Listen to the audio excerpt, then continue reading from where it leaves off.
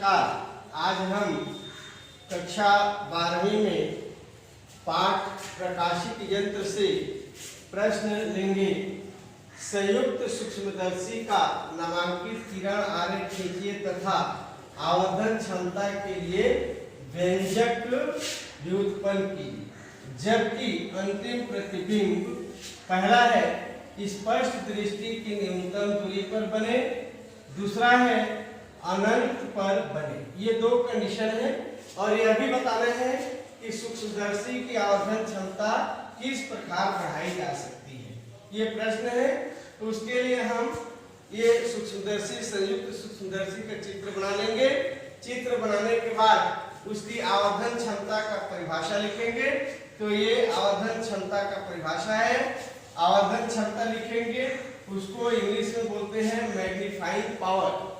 इसका परिभाषा होगा अंतिम प्रतिबिंब द्वारा नेत्र पर अंतरित कोण और स्पष्ट दृष्टि की न्यूनतम दूरी पर अंतरित कोण के अनुपात को संयुक्त सूक्ष्मदर्शी की आवर्धन क्षमता कहते हैं और इसे स्मॉल m से प्रदर्शित करते हैं। अब व्यंजक प्राप्त करने के लिए मान लेंगे, माना कि स्पष्ट दृष्टि की न्यूनतम दूरी पर स्थित वस्तु द्वारा नेत्र पर अंतरित कोण अल्फा तथा अंतिम प्रतिबिंब द्वारा अंतरित कोण बीटा आवर्धन क्षमता स्मॉल है, m है। तब संयुक्त सूक्ष्मदर्शी की आवर्धन क्षमता बराबर अंतिम प्रतिबिंब द्वारा नेत्र पर अंतरित कोण बटे स्पष्ट दृष्टि की न्यूनतम दूरी पर स्थित वस्तु द्वारा नेत्र पर अंतरित कोण।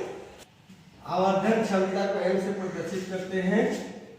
m बराबर हो जाएगा बीटा बटे अल्फा। इसको समीकरण 1 पर रखेंगे। अब जब अल्फा और बीटा का मान बहुत ही कम हो तो अल्फा बराबर tan अल्फा हो जाता है तथा बीटा बराबर tan बीटा होता है। अब ये अल्फा और बीटा का मान समीकरण 1 में रख देंगे। तो यहाँ लिखेंगे समीकरण 1 से m बराबर tan बीटा बटे tan अल्फा समीकरण 2।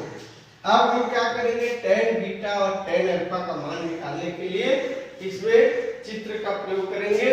तो चित्र में त्रिभुज EA1B1 में ये है चित्र। इस चित्र में हम क्या करेंगे, tan बीटा का मान निकालेंगे। तो tan बीटा का सूत्र होता है लंब बटे आधार। तो यहाँ लंब इसका हो जाएगा A1B1 और आधार इसका हो जाएगा EB1। उसी को हम यहाँ पर लिखेंगे tan beta equal to A1B1 बटे EB1। ये tan बीटा का मान निकल गया। अब tan अल्फा का मान निकालना है, तो उसके लिए हम त्रिभुज OAB का प्रयोग करेंगे। ये है त्रिभुज, इस त्रिभुज का हम प्रयोग कर लेंगे और उसमें भी tan बीटा का सूत्र लगा करके tan अल्फा का मान निकाल लेंगे। तो ये हो जाएगा AB बाई OB या tan alpha equal to AB by OB के जगह पर हम D लिख सकते हैं। तो यहाँ पर OB के जगह पर D लिख दिए। अब ये tan अल्फा का मान निकल गए, tan बीटा, दोनों मान को हम क्या करेंगे, समीकरण 2 में रख देंगे। तो उसी को यहाँ लिखेंगे tan अल्फा तथा tan बीटा का मान समीकरण 2 में रखने पर यहाँ रखेंगे m इक्वल टू हो जाएगा tan बीटा का मान है A1B1 बटे EB1 पूरे के बटे में tan अल्फा का मान है AB बटे B। मान को रख दिए, या उसको हम ऐसे लिख सकते हैं m equal to A1B1 by EB1 into सबसे नीचे का ऊपर गुणा हो जाता है, ये हो जाएगा D बाई AB। इसको ऐसे भी लिख सकते हैं m equal to A1B1 by AB into इस AB को यहाँ लिख दिए, EB1 को यहाँ लिख दिए, समीकरण 3 हो गया। अब चूंकि त्रिभुज OA1B1 और आपस में बराबर होते हैं, तो यहाँ पर इस त्रिभुज और इस त्रिभुज में A1B1 की संगत भुजा AB है और OB1 की संगत भुजा OB है। तो उसी को हम यहाँ पर लिखेंगे A1B1 बटे AB बराबर हो जाएगा OB1 बटे OB। अब समीकरण 3 में मान रखने पर इस मान को हम समीकरण 3 में रख देंगे। A1 B1 बटे AB के जगह पर हम OB1 OB लिख देंगे। ये हो जाएगा M बराबर हो जाएगा OB1 बटे OB गुणित D बटे EB1 समीकरण 4। अब चिन्ह परिपाटी से सबका मान लिखेंगे तो ये हो जाएगा OB1 का मान होगा VO, OB का मान होगा माइनस UO, D का मान हो जाएगा माइनस D, EB1 का मान माइनस UE होगा।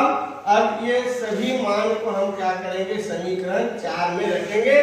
तो यहाँ लिखेंगे समीकरण 4 में रखने पर अब मान को रख देंगे समीकरण 4 में। तो M इक्वल टू हो जाएगा VO by minus UO into minus D by minus UE।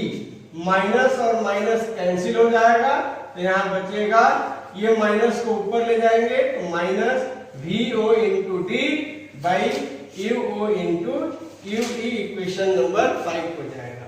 अब कंडीशन है, दो कंडीशन है। पहला कंडीशन इसमें है कि जब अंतिम प्रतिबिंब स्पष्ट दृष्टि के न्यूनतम दूरी पर बनता है तब चिन्ह परिपाटी के अनुसार F का मान FE होगा, V का मान माइनस D होगा, U का मान माइनस UE होता है। तो लेंस सूत्र से, लेंस सूत्र इसमें है 1/F equal to 1/V minus 1/U। ये लेंस सूत्र है, इसमें मान रख देंगे। F के जगह पर FE हो जाएगा, V के जगह पर माइनस D हो जाएगा, U के जगह पर माइनस UE होगा। अब बाएं तरफ को ऐसे उतार देंगे, ये माइनस को बीच में कर दिए, कहीं भी लिख सकते हैं। ये माइनस और माइनस प्लस हो जाएगा, ये प्लस हो जाएगा 1/UE। दोनों पक्षों में D का गुणा करने पर तो ये हो जाएगा D by FE equal to minus D by D plus D by UE। D और D कैंसिल हो जाएगा, यहाँ बचेगा -1 प्लस D बाई UE। ये D बाई FE का मान निकल गया। अब इस -1 का पक्षांतर कर देंगे तो ये माइनस है, इधर आएगा तो प्लस हो जाएगा। ये हो जाएगा +1 plus D by FE equal to D by UE। अब इसको इस पर लिख लेते हैं, इसको उस पर लिख देते हैं। ये हो जाएगा D by UE equal to 1 plus D by FE equation number 6 हो गया। अब D बाई UE का मान हम रख देंगे समीकरण 6 से मान समीकरण 5 में रख देंगे। तो ये हो जाएगा M बराबर हो जाएगा minus VO by UO into bracket में हो जाएगा 1 plus D by FE equation number 7 हो जाएगा। अब उसके बाद दूसरी स्थिति, जब अंतिम प्रतिबिंब अनंत पर बनता है तब उस स्थिति में UE बराबर FE होता है। तो इस मान को हम समीकरण 5 में रख देंगे। यहाँ लिखेंगे समीकरण 5 में मान रखने पर ये हो जाएगा M इक्वल टू हो जाएगा minus VO by UO into D by FE equation number 8 हो जाएगा।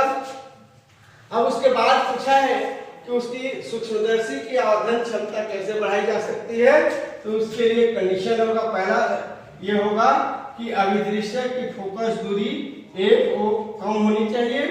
दूसरा, सूक्ष्मदर्शी नली की लंबाई अधिक होनी चाहिए। और तीसरा, नेत्रिका की फोकस दूरी कम होनी चाहिए। थैंक यू और इस चैनल को सब्सक्राइब करें। OAB में अब चूंकि ये दोनों त्रिभुज समरूप हैं और जब दो त्रिभुज समरूप होते हैं तो उनकी संगत भुजाओं का